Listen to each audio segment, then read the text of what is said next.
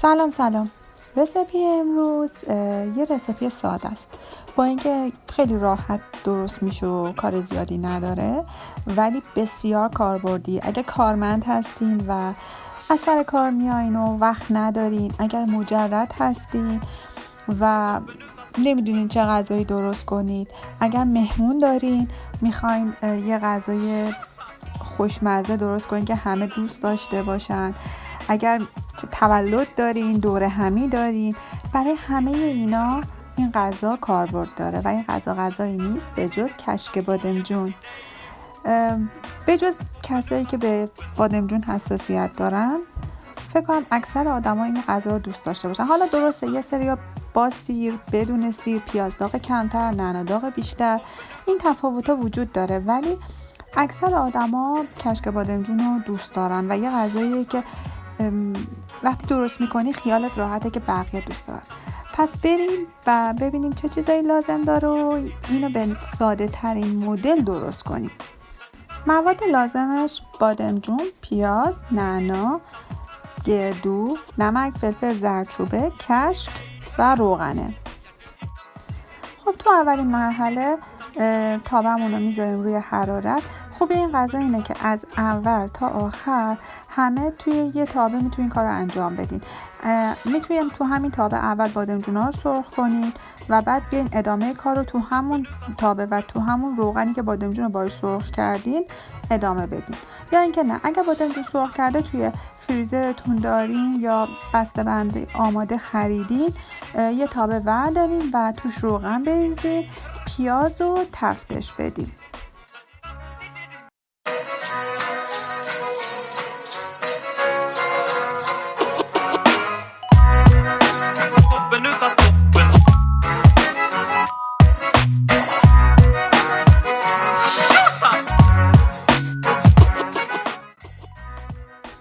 پیاز که کاملا سرخ شد یه مقدارش رو جدا میکنیم که برای تزیین روش دوباره مجبور نشیم پیاز داغ درست کنیم.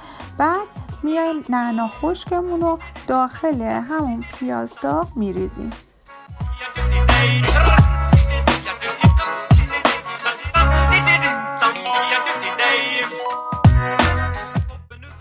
نعنا رو با پیاز داغ در حدی که با هم دیگه مخلوط بشن هم میزنیم. بعد بادمجونای سرخ شده‌مون رو به قابلممون اضافه میکنیم. ببینید من بادمجونا رو همینطور سرخ شده، فقط اگه یخ زده هست بذارین یکم تو دمای محیط تا یخ زدایی بشه، یا بذارین تو میکروفر یخ زدایی کنید.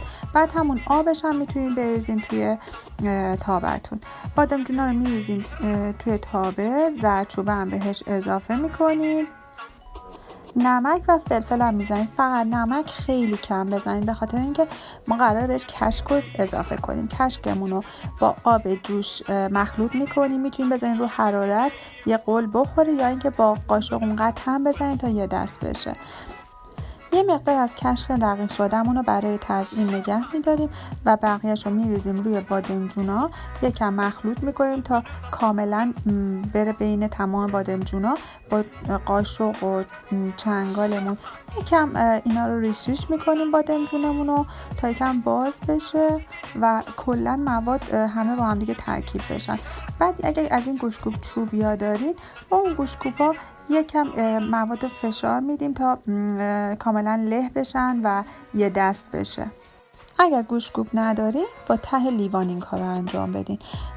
یه دست که شد، بادمجونا که له شد، درش رو میذاریم یکم بپزه. ولی فقط بهش سر بزنید که ته نگیره. بعد از چند دقیقه که بخار بلند شد یه لیوان آب بهش اضافه کنیم. آبمون باید آب ولرم رو به گرم باشه. بعد از اینکه آب رو اضافه کردیم شروع میکنیم هم زدن در حد 2-3 دقیقه و بعدش کشک بادمجونمون آماده است. کشک بادمجون که آماده شد باید بریم سراغ مرحله تزیینش که به نظرم یکی از جذاب ترین بخشای کشک بادمجون همون تزیین و مواد روش هستش. کمی نعنا خشک رو توی روغن داغ بریزین، یه هم بزنین و از روی حرارت برش دارین. بعد برای تزیین کشک بادمجونمون از پیاز داغی که قبلا سرخ کردیم و گذاشتیم کنار، همون کشکی که قبلا رقیق کردیم و گذاشتیم کنار و به همراه نعنا داغمون استفاده میکنیم. اگر دوست دارید سیر داغ هم میتونید اضافه کنید و به همراه گردو روی کشک بادمجونتون بریزین، درست کنید و این غذا رو لذت ببرید. نوش جان.